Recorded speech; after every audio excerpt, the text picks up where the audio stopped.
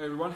So one of the questions I got asked in my own clients Q&A this past week, which I feel would be good for general population as well, was what's the deal with sugar? Can I have it? How much should I have? And is it really as bad as people say? And again, as most of these will start, the answer is it depends. And I'm not going to go into all of the deep details on this. I'm going to try and keep it as brief as possible so you can get the general idea of where the science lies and where the kind of medium mark is for you.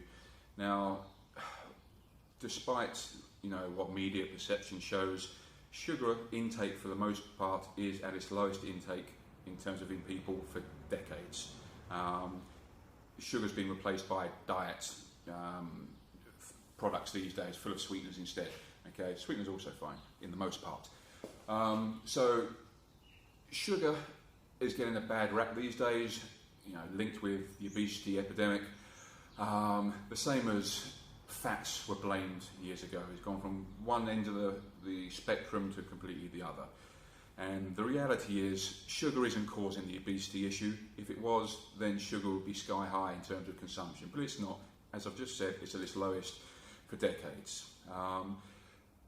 What's causing the obesity issue? Overconsumption of calories, so calorie surplus, and inactivity.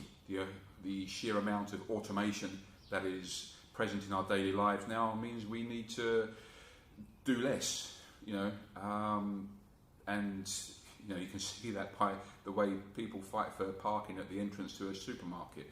You see them driving around for ages, and you think, well, just park 30 metres back. But people don't. They want convenience. That's the lifestyle that people go for these days. That combined with highly palatable foods via fast foods, pizzas, cakes, high fat, high sugar content, easily consumed, doesn't fill you up, and again, surplus of calories. So that's where sugar gets the blame when it shouldn't do. Okay. Now, in terms of the reality with sugar, the studies have shown, and if we take, say, for example, person A and person B, they're both put into a calorie deficit. Okay. And in this calorie deficit, person A has a high carb diet, and of that carbohydrate intake, 80% comes from sugar, 20% from complex carbohydrates. In person B, only 20% of their carbohydrate intake comes from sugar, and the rest again from complex carbohydrates. So you've got one person A who's got a very high sugar intake, and person B who's got a very low sugar intake, but calories are equal, protein is equal, and then fats are then equal as well. Both lose the same amount of weight and body fat. Both have very near equal reduction in negative health markers and blood markers. No difference. Okay. There is, statistically very little difference between the two. Okay? So in that regard, there is nothing wrong with you consuming a high sugar diet on the face of things. However, sugar in itself, whilst is not empty calories as people often describe it, because there is energy attached to it, so it's not empty, it is very much void of any kind of nutrient density, so vitamins and minerals.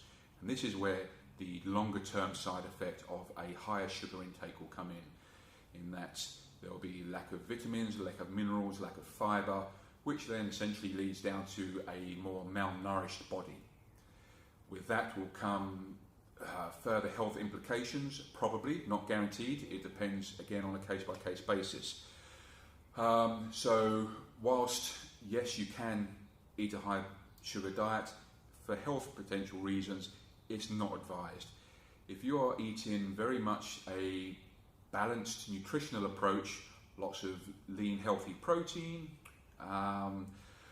lots of complex carbohydrates, and things like fruits and vegetables, so your potatoes, rice, pasta, even breads, these kind of things, beans, legumes, whatever, along with some plant-based fats like avocado oils and olive oils, nuts, these kind of things. So if you're eating that kind of a balanced nutritional approach within your calorie allowance, and you then have some junk, highly processed, highly palatable foods on the side that make up part of that, a small part of that, say 20% of your intake, then the amount of sugar you bring into your body is not an issue at all. You're getting plenty of variety from the other foods that you eat to cover your nutritional bases, and then you still get to enjoy the other side of things as well.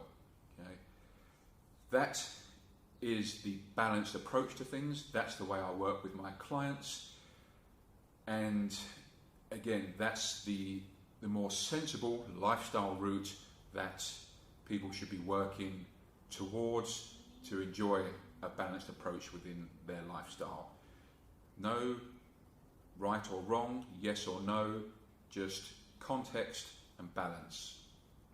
So, take that as you may. There will always be somebody who says, something contrary to what I've just said, but the studies really don't lie on this, and whether you want to cut out sugar and chocolates and cakes and donuts and these kind of things, which I enjoy, I don't really know anybody who doesn't enjoy them. If you want to cut those out for the rest of your life because of something that's not really true, then go for it. But I intend to keep them in. I intend to allow and prescribe and encourage my clients to embrace having things like that in their lifestyle, and I think you should too. Any other questions? Drop me a message.